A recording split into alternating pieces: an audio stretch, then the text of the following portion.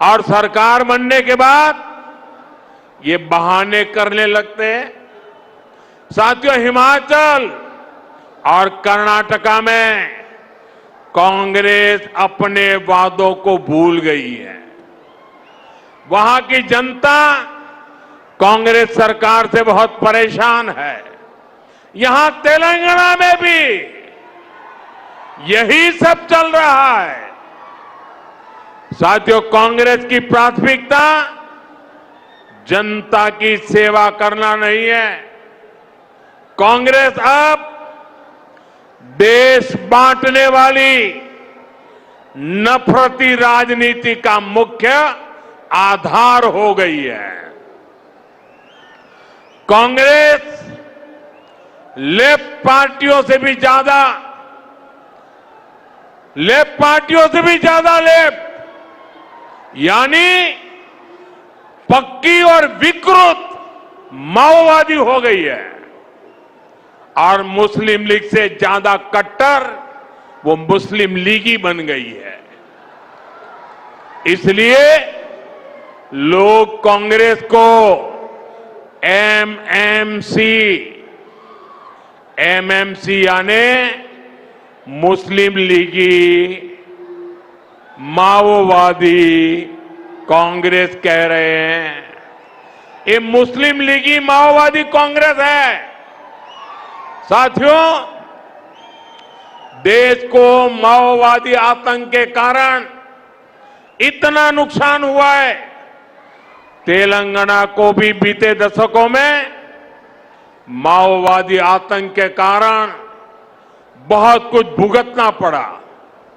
माओवादी आतंक इतने वर्षों तक इसलिए देश में चलता रहा क्योंकि कांग्रेस और लेफ्ट जैसे कुछ राजनीतिक दलों ने इसको लगातार वैचारिक हवा दी। लेकिन दुर्भाग्य देखिए, आज जब माओवादी आतंक अपनी अंतिम सांसें गिन रहा है, तब भी ये लोग माओवाद को, नक्सलवाद को बचाने में लगे हैं। बीते 11-12 सालों में कांग्रेस के शाही परिवार ने लगातार कोशिश की है कि माओवादी आतंक के खिलाफ एक्शन न हो। साथियों, मैं जानता हूं कि तेलंगाना की जो पुलिस है उसको अगर खुली छूट मिलती तो मुझे पक्का विश्वास है ये पुलिस अपनी ताकत से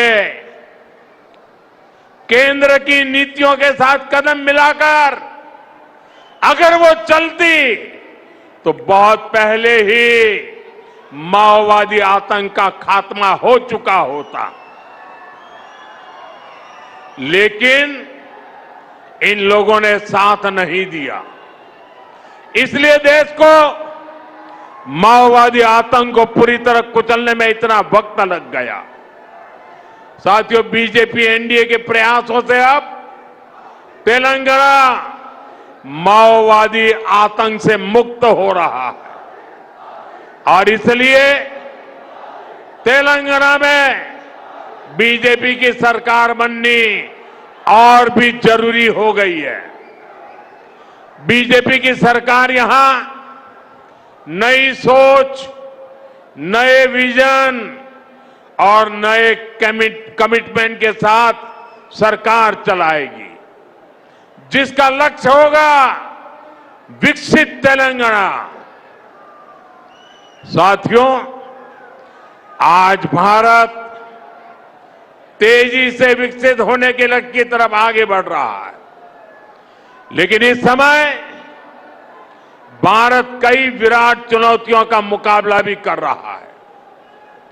साथियों, कोरोना काल के दौरान ही दुनिया सप्लाई चेन के बहुत बड़े संकट से गिर गई थी।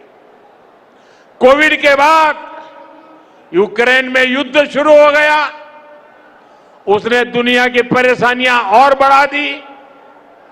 फूड, फ्यूल, फर्टिलाइजर, इन तीनों चीजों पर गंभीर प्रभाव पड़ा।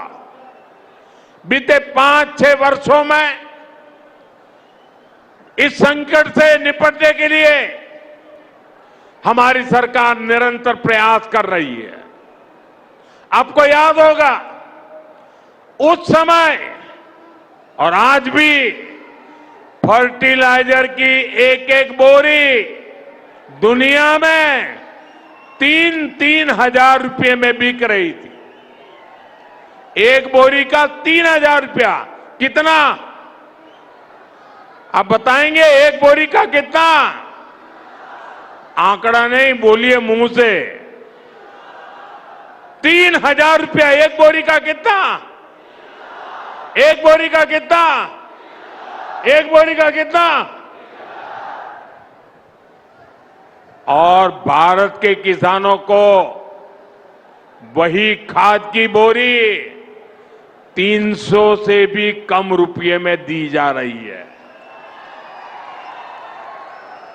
3,000 के सामने 300 रुपये में। सप्लाई चेन की इन मुश्किलों के बीच पिछले 2 महीने से हमारे पड़ोस में ही इतना बड़ा युद्ध चल रहा है।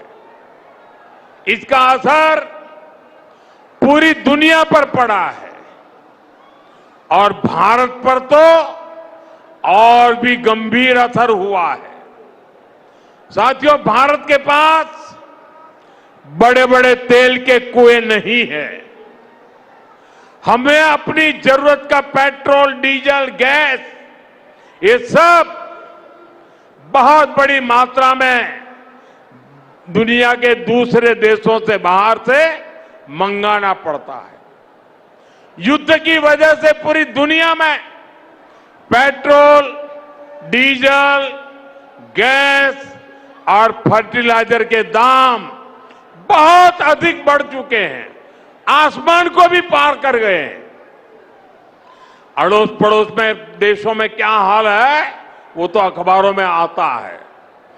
भारत सरकार इस युद्ध के पिछले 2 महीनों से देशवासियों को इस संकट से बचाने के लिए लगातार प्रयास कर रही है। नागरिकों पर बोझ न पड़े, इसके लिए सरकार सारा बोझ सरकार खुद अपने कंधे पर उठा रही है। लेकिन साथियों, जब सप्लाई चेन पर संकट लगातार बना रहे तो हम कितने भी उपाय कर लें, मुश्किलें बढ़ती ही जाती है। इसलिए अब देश को सर्वोपरि रखते हुए, मां भारती को सर्वोपरि रखते हुए हमें एकजुट होकर के लड़ना होगा। हमें याद रखना है, देश के लिए मरना ही सिर्फ देशभक्ति नहीं होती है। देश के लिए जीना और देश के प्रति अपने कर्तव्यों को निभाना, वो भी देशभक्ति होती है। इसलिए वैश्विक संकट के इस समय में हमें कर्तव्यों को सर्वोपरि रखते हुए कुछ संकल्प लेने होंगे और उन संकल्पों को पूरे समर्पण भाव से पूरा करना होगा। जैसे एक बड़ा संकल्प है पेट्रोल डीजल का संयम से इस्तेमाल करना। साथियों, हमें पेट्रोल डीजल का उपयोग कम करना होगा।